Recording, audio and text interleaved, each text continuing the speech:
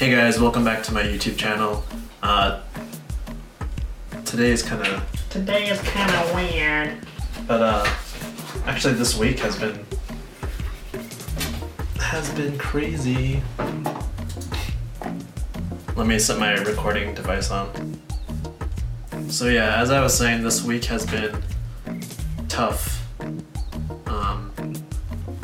regarding health. Not necessarily bad news, but I've been going on 2 weeks now without my glasses. I lost them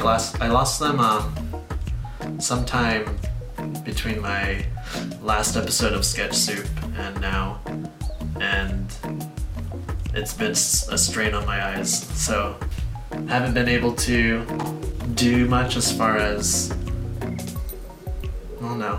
I can still see fine.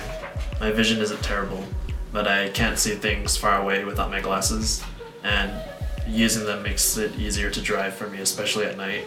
But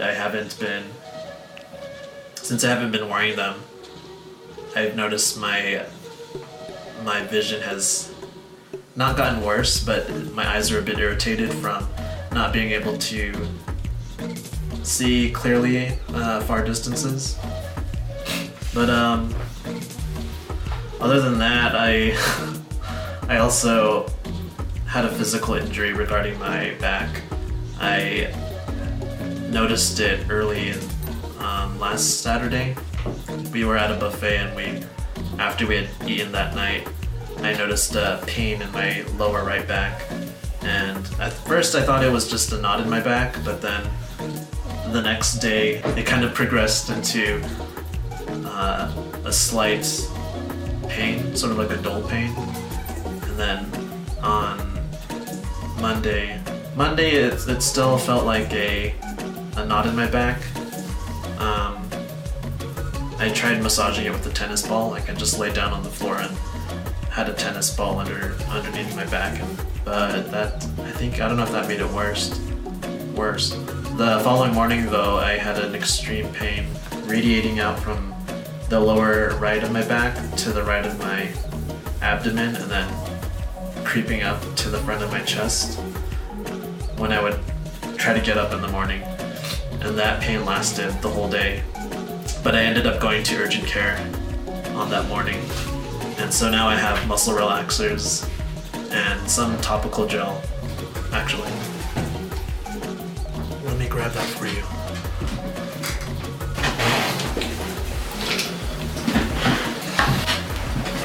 So as you saw there, I can still get up from my chair fine if I do it in a specific manner, but the pain is usually noticeable when I look down. If I look straight down, the pain shoots up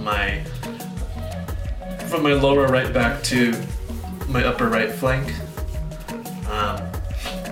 At first I thought it was a kidney stone, but of course that wasn't the case after I went to urgent care to have a diagnosis. But what they prescribed me was methocarbamol, 500 milligram tablets. So I take 3 of those a day. It's the muscle relaxer. And then they gave me this diclofenac sodium topical gel, which I've only used once, but the doctor I saw recommended that it was more of an optional application. But as far as that goes, it hasn't really hindered too much of my art making. I mean, I'm able to sketch things normally. It's just I can't lean in towards my drawing while I'm sitting at my desk, because then it sort of irritates my lower back, so I'm trying not to agitate it as much. But as far as going to the gym, haven't been able to go to the gym because of my back pain, but I think I can do like low intense cardio, just like walking on the treadmill or something. But anyway, last night I did a doodle, this guy here. Get a better shot of it for you.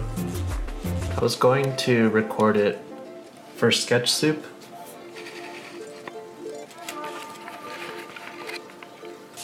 but I think Sketch Soup requires more of like a planned drawing. Though I'll be honest, a few of my episodes were mostly spontaneous drawings. Alright, so I didn't plan, but I thought about recording that doodle that I just showed you, but I'd like to have more of a topic to discuss while doing Sketch Soup, so I figured having this side talk show or little, I guess a blog update is a good filler for the weeks where I don't upload Sketch Soup. But I haven't had any good topics to talk about lately. I had a mention in my previous video to mummify a sketch, and that was in reference to an Instagram post that I made regarding an old drawing that I had done, I think in 2016, and it was a sketch of a guy that I referenced from on Instagram, and I made him mummified, quote unquote. Basically it was just his portrait, and I was testing out different methods of drawing with the kneaded eraser and the mechanical pencil. And then I liked the effect, the result that I got from that experiment. So I think that might be a video topic for the next Sketch Soup, but I think I kind of like having these breaks in between with just talking to you guys. So if you guys have any suggestions, definitely shoot them my way. You can message me here on Instagram here on YouTube, or either on Instagram. I'm not used to talking face-to-face on camera when I'm not talking to a live audience, so I feel like I'm just push out words without thinking of what to say, so my articulation is a bit basic. What else? Oh yeah, so the night before I also did this drawing.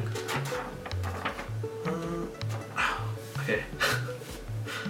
Sorry, I can't lean in forward too much because my back. But I did this guy here. That was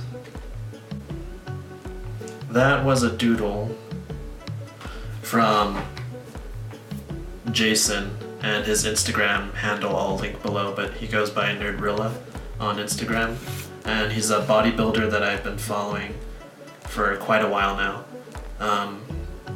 That drawing probably took about an hour and a half, and basically it's just him ripping off his tank, his gym wear, and that was a fun little wind down for the evening. A lot of my drawings though, I don't use the whole page for the type of sketch paper that I use. And you'll notice on my Sketch Soup episodes I list the tools that I use in every video. But this is the sketch pad that I use, which is, see that? Canson XL recycled sketch pad. The size is 11 by 14. I used to use the size down from this. I think it was a 8 by 12 size paper. But with this one, if I don't sketch too many characters from imagination, usually I just half one page, I'll fold it in half, and then I'll rip it, and then just utilize that as one sketch page, like this. But see, I didn't fill out this whole wasted space. So what I usually do if I draw again, I'll try to utilize another space of the empty space. Utilize the extra, how do you say it? Anyway.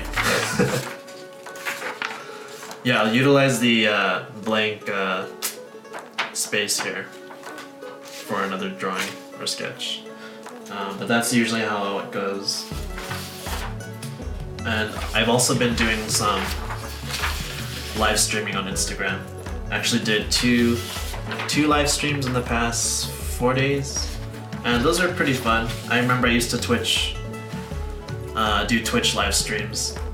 And that was pretty cool because I had a little interface for my live streams, and in that case I was able to talk to live audiences, so that was a bit more in my comfort zone. But diving back into live streams again, I don't think it'll be a regular thing. I kind of just wanted to do it spontaneously. And what we drew on the live stream, the latest live stream, was this guy here. See, there's more blank space.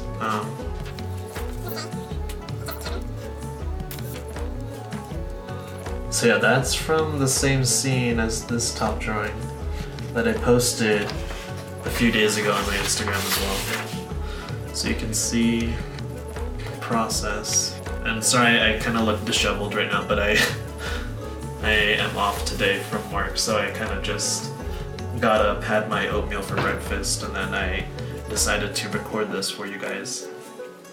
So I think this is a good alternative video to upload weekly in case I don't have an episode of Sketch Soup to share with you. I think when I did Sketch Soup, I released this barrage of videos that was all Sketch Soup because I thought I could keep up with a weekly video doing a time-lapse sketch, but I figure I'm getting burnt out on it, but I still want to make it a weekly thing. But because I can't do that, I decided to have some sort of content released for you guys, and I think this is a good way for me to connect with you guys. Other than that though, I'm going to be signing off here in just a moment because I do want to get started on that painting that I mentioned on my previous video.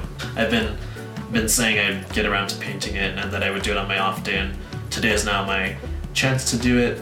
So since I have extra time, I think I will do that.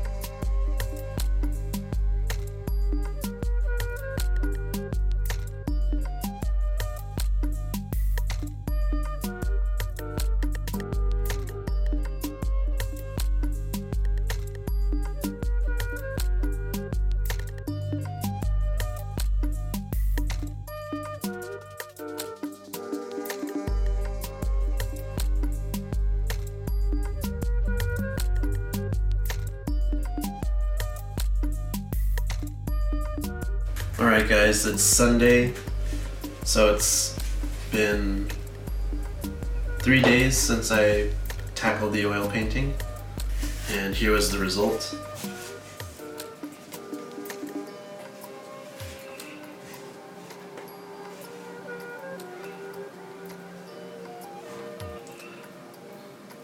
So the way I approached the painting was alla prima style. So basically I pre-mixed my colors. I think I pre-mixed 3 main colors, and then from there I mixed my satellite colors based off of those. But as far as painting in oils go, I found it extremely difficult. Sorry. Difficult but definitely forgiving because of the medium itself. The reason why I found it difficult is probably because I've been out of practice for 6 years. And in fact, I didn't use the treadcloth brushes that I showcased in my last video. But I did find a spare brush laying around. It's a flat, this one right here. So that's the brush I used for painting. Before I did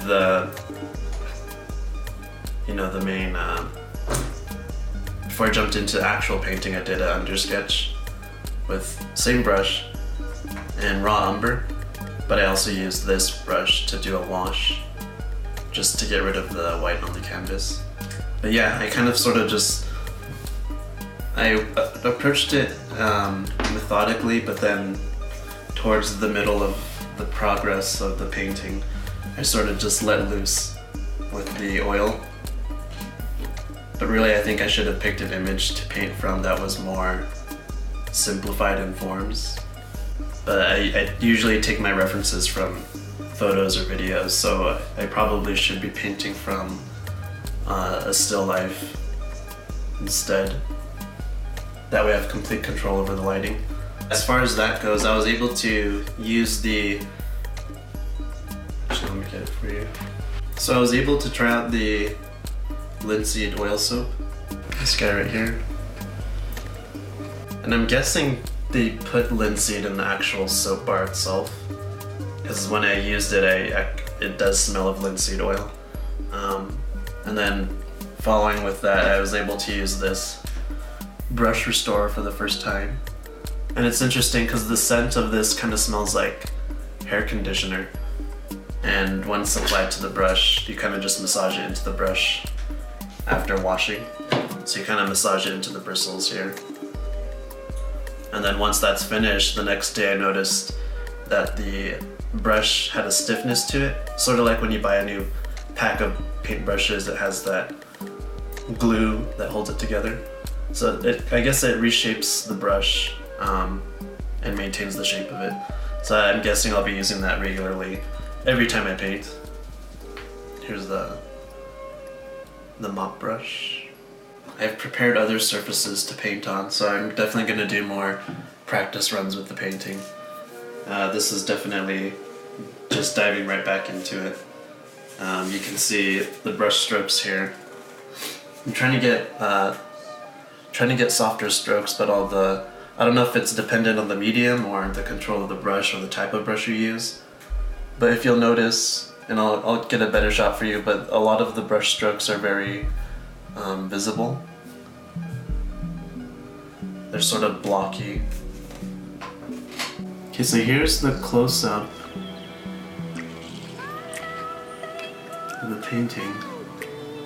It's kind of hard to paint from a screen capture because of the quality of the image, but I suppose if you're just aiming to simplify shapes in a painting, then it should be perfectly fine. But I was too caught up in the detail.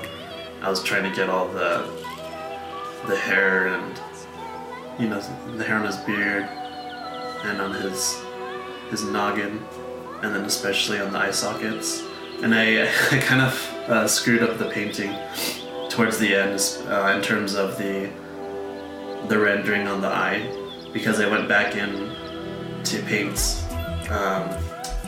in the shadow, try to intensify it a bit, and then I accidentally painted over the original strokes, so I kind of messed it up. And then in addition to that, I decided to jump on board with this challenge on Instagram called 100heads challenge, and it's basically drawing or painting a sketch of a head, one every day for 100 days. And I posted the first one already on my Instagram story, as well as my main posts. So here's the first study. And then last night I started drawing the new one for day 2. It's a bit definitely vivid. But yeah, I think it'll be a cool practice for 100 days, and I think by the end of the challenge it'll be good to see a collection of sketches that are not all the same subject matter, but just like this myriad of heads, and possibly maybe put a book together with it, but who knows.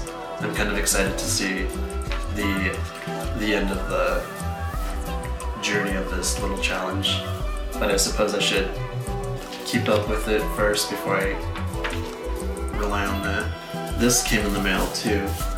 Remember I mentioned that the brushes I bought from Treadkill previously were a bit large for the subject that I was painting. I decided to buy or invest in additional brushes, but smaller ones. So let's see.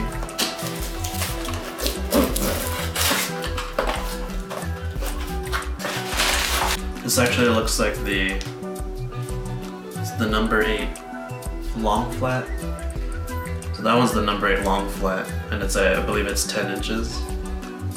And then the next brush here is the 6-inch number 8 filbert. So you'll notice the tip on these ones are significantly smaller than the other Trekell brushes I bought. And then the last one that came in was the number 6 6-inch filbert. So if we compare it to the painting here, like as far as details go, these would be ideal, I think, when painting. As opposed to I think it was the number 12 brush in Trekell that I got. Of course, I don't think all of my paintings will be on this scale. The paper, yes, but not the scale of the subject. So I'm sure the other brushes will come in handy.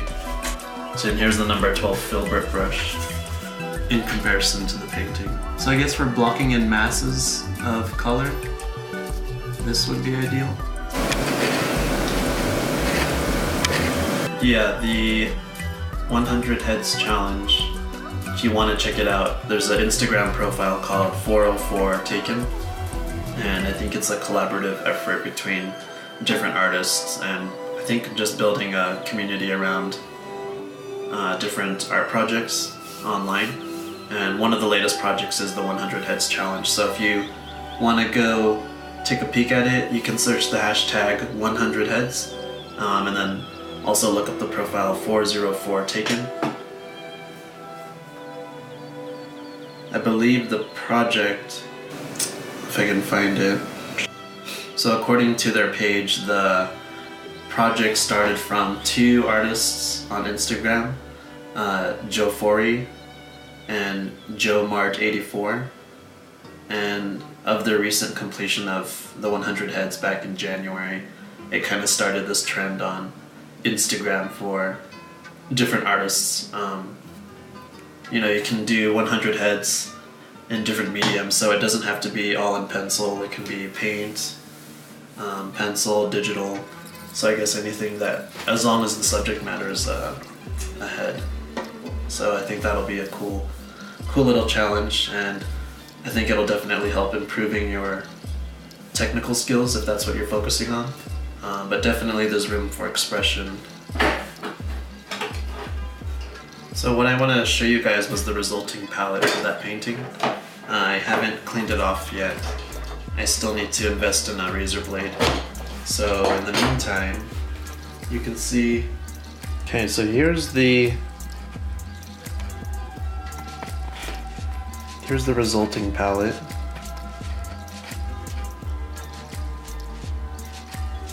Really, it was just comprised of the primaries, since that's all you really need for your color mixing. So that's the umber right here, raw umber, and then ivory black, or Mars black, sorry. So Mars black, titanium white, alizarin crimson, phthalo blue, and then cadmium yellow medium. And then what I did was I mixed in, what I was explaining earlier, I mixed in 3, actually it looks like 4 main colors right here. This guy,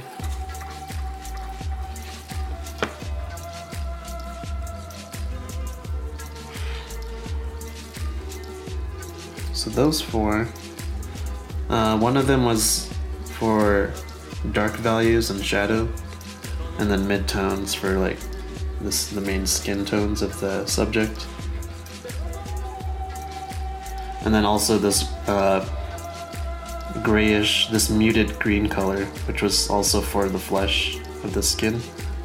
And then as you can see, I have the color mixes surrounding each pool of main color here. Anyway, I will see you guys next time here on YouTube. Hopefully Sketch Soup or another one of these chat videos. Please follow me on Instagram, as that's where I post all of my updates. See you guys. Bye.